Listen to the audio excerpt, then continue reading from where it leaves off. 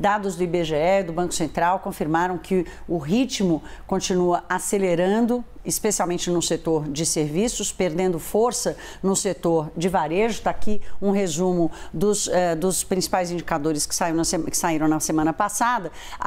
O resultado da indústria de julho, isso aqui é dessa semana, desculpe, o resultado da indústria de julho saiu na semana passada, mas está compondo esse quadro mais positivo. A primeira prévia do IGPM com deflação, confirmando uma queda dos índices de inflação, serviços subindo mais de 1% com surpresa positiva aqui. O contrário aconteceu no setor de varejo, com uma queda bem pior do que o esperado pelo mercado, e o índice de atividade econômica do Banco Central também surpreendendo para cima, com uma alta de mais de 1%, e a gente vai entender melhor o que isso sinaliza e se é sustentável, como é que a gente deve compreender esse cenário aqui no Brasil e também falar sobre um pouco o que está acontecendo lá fora. Mas vamos começar olhando para o Brasil. O nosso especialista CNN, Sérgio Vale, está conosco hoje. Sérgio, bom dia, bem-vindo, meu caro. Bom dia, Thaís, bom dia, Pri. Sérgio, olhando para o que está acontecendo no mês de julho, qual a sinalização para esse segundo semestre, que era esperada já uma espécie de arrefecimento desse ritmo da atividade? Pois é, a sinalização tem sido muito positiva nos últimos meses, né? A gente tem que lembrar que no começo do ano o mercado como um todo esperava um crescimento bem fraco para a economia brasileira esse ano. A gente está chegando agora no segundo semestre com um crescimento que está caminhando para poder ficar entre 2,5% e 3%. Acho que tem duas coisas aqui que explicam, que ajudam a explicar o que está acontecendo agora. Obviamente, é serviços, que tem sido o carro-chefe da expansão esse ano. A gente está saindo da pandemia ainda com resíduo de crescimento nesse setor em algumas áreas importantes, transporte aéreo, turismo, restaurantes, por exemplo, no momento em que o varejo, que foi a grande força durante a pandemia, está perdendo fôlego. Então, serviços, que é a grande participação dentro da economia brasileira, está puxando bastante o crescimento esse ano. E as commodities também, Thaís e Pri. A gente tem um cenário esse ano, que na verdade está acontecendo nos últimos 2 anos, de preços muito favoráveis, de volume de produção também muito favorável, e os países no mundo que estão tendo esse empuxo de commodities, a gente está vendo revisões de crescimento para esse ano de forma importante, não só no Brasil, a gente está vendo isso em outros países que produzem commodities mundo afora. Então, a gente não pode esquecer que a agricultura, o petróleo, a mineração, mas especialmente a agricultura, que é quase 30% do PIB, ajuda muito a explicar essa recuperação que a gente está tendo agora. Os estados que têm mais crescimento de renda nesse momento são justamente os estados onde tem um maior peso do agronegócio. E isso está explicando muito essa revisão de crescimento para cima que a gente está tendo nesse momento.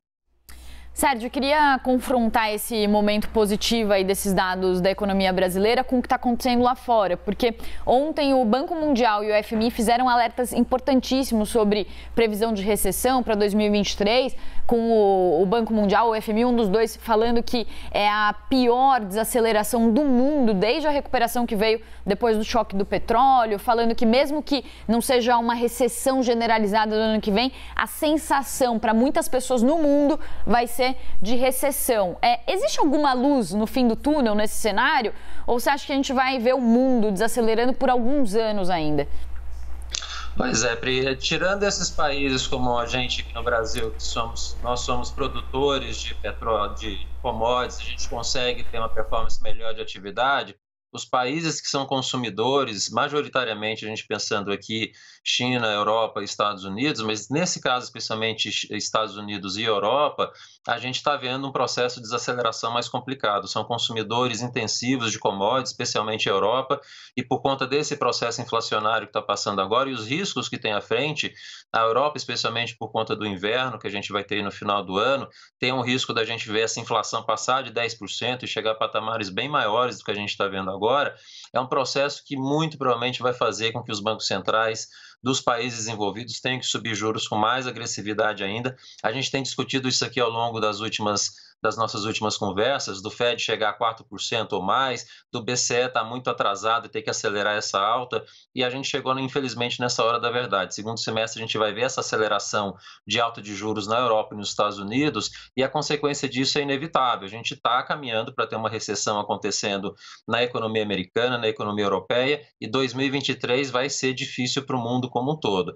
E pensar que no Brasil a gente tem um presidente que vai iniciar o mandato com o mundo em recessão, com o mundo geopoliticamente também muito complicado. Não vai ser fácil lá fora, mas também não vai ser fácil aqui dentro. Sérgio, estamos a dias da super quarta-feira com reunião do Fed nos Estados Unidos e do nosso Banco Central aqui. Uma expectativa mista aqui no Brasil, se faz mais um movimento e leva a taxa básica para 14%, e lá fora já contando com mais uma alta de 75 pontos, colocando os dois bancos centrais na mesma trajetória de subida de juros. Para nós já é o ciclo final, para eles ainda não. Qual é a tua leitura sobre os efeitos disso? É isso mesmo, Thaís. Aqui ainda provavelmente tem um residual que vai acontecer, pelo discurso que a gente tem visto dos membros do Copom nas últimas semanas, tem ainda 0,25 e acaba. Fica em 14%, mas fica nesse patamar ainda elevado por quase um ano, provavelmente, porque a gente tem ainda preocupação com a inflação em 2024. 2023 é um ano de tensão fiscal ainda preocupante, um ano de tensão internacional também muito grande, e o cenário de inflação de 2024 ainda não está sob controle. Então, o BC vai ficar com essa taxa o que for possível e necessário para conseguir, de fato, controlar a inflação daqui a 2 anos. Lembrando que são 3 anos seguidos que o BC está perdendo a batalha da inflação, ano passado, esse ano e provavelmente ano que vem. Na Europa e nos Estados Unidos, o jogo está atrasado, eles têm que acelerar a alta de juros, infelizmente é o caminho que a gente vai continuar vendo aí nas próximas reuniões. Tá certo. Sérgio Vale, nosso especialista CNN em economia, trazendo um panorama completo aí das previsões para a economia aqui no Brasil e no mundo. Muito obrigada, Sérgio, pela sua participação. Ótima sexta-feira. Para vocês também, Preta. Thaís, até a próxima.